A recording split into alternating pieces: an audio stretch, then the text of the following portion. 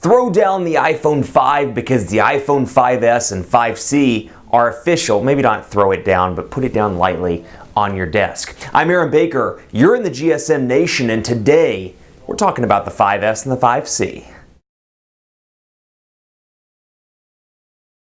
Before we get too far into the video, I want to thank you for tuning in to youtube.com/GSMNation. Be sure to subscribe. We're starting back the video program in full. We'd love to have you as a subscriber, so be sure to click that little subscribe button and comment in the video section below and tell us what you think of the video. But today we are talking about the Apple iPhone 5S and 5C announced by Apple at Tuesday's keynote event. Now, the 5S looks a lot like the Apple iPhone 5. Some are excited about it. Some think, hey, they should have innovated, maybe made a larger screen, or perhaps something a little bit more unique than a device that looks for the most part exactly the same. Let's give a quick rundown of some tech specifications. Still has the same 4-inch Retina display, but what it does have, Apple's A7 CPU with 64-bit processing capabilities and an Apple M7 coprocessor. Now that's kind of cool in some ways. One, for example, when you're driving, it can detect when you're driving if you're using maps as an example. You're driving, got your maps. I don't think you drive like this, but let's pretend like you do.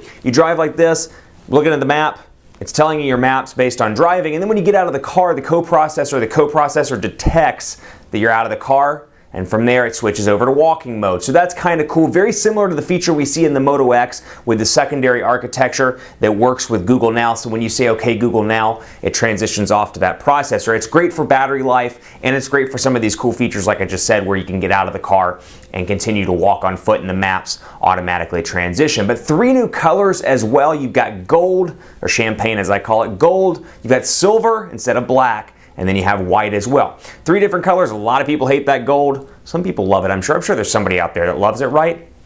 Anybody? Anybody?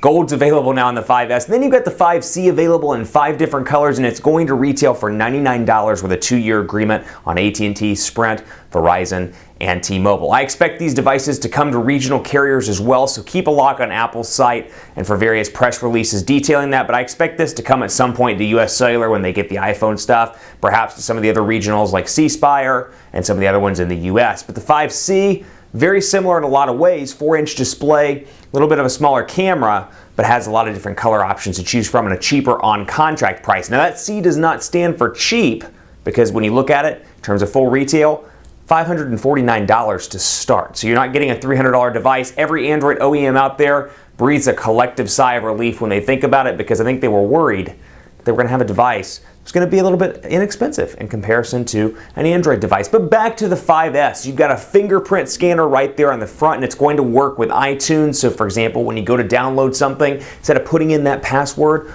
all you have to do is swipe your fingerprint right there on the home button, and you can download it right away. Not something I'm particularly excited about when you look at that in comparison to other devices that have done it in the past. For example, the Atrix, if you remember that, made by Motorola, available on AT&T. It never really took off as a feature. Not saying it's not an awesome feature to have, but it's not one of those I imagine the consumers to really attach onto. That said, the base, the user base of the iPhone, fantastic in terms of adopting new features because the base is so big. So you've got an opportunity there to grow that. Perhaps we'll see it not just in future iPhone devices, but then also over on the Android and the Windows Phone side if it takes off as a popular feature. But as always, I want to hear what you think of the 5S and the 5C. 5S available starting at $199.99 on AT&T, Sprint, T-Mobile, and Verizon in 3 different colors, 16, 32, 64 gigabyte configurations, and then you've got the 5C starting at $99 as well. So a couple of different options to choose from if you're into that. And Apple's iOS 7 comes pre-installed on all of them. So you're rocking the latest OS out of the box. Let me know what you think on Twitter, GSM Nation, Facebook, facebook.com/GSM Nation, or right here below in the YouTube comments at youtube.com/GSM Nation. Be sure to subscribe to us. Let me know what you think of the 5S and the 5C. Is this something you want? Are you looking for an Android device or perhaps a Windows Phone device? There's no doubt about it. Android, in a lot of ways, from a feature perspective, is rocking it well past what Apple's doing right now. You've got quad-core processors, you've got big displays. People have been clamoring for years about that 5 to 5.5 inch Apple iOS device because they want something for content consumption with a nice big display so you can watch YouTube videos, you can browse the web, and more. And heck, even on the Android side and the Windows Phone side, you've got a ton of options for anybody out there. You want a keyboard? There's an Android device for that. You want 2 gigabytes of RAM with a 5-inch display? There's an Android device for that. You want 1080p? There's an Android device for that. You want an awesome 13 megapixel camera? There's an Android device for that. It fills every single demographic out there in the marketplace, and I think as we get into 2014, 2015, 2016 in the mobile space, Apple's going to have to break out from the mold and learn to compete in these different demographic markets. It's going to be very important as the mobile market continues to get even more saturated.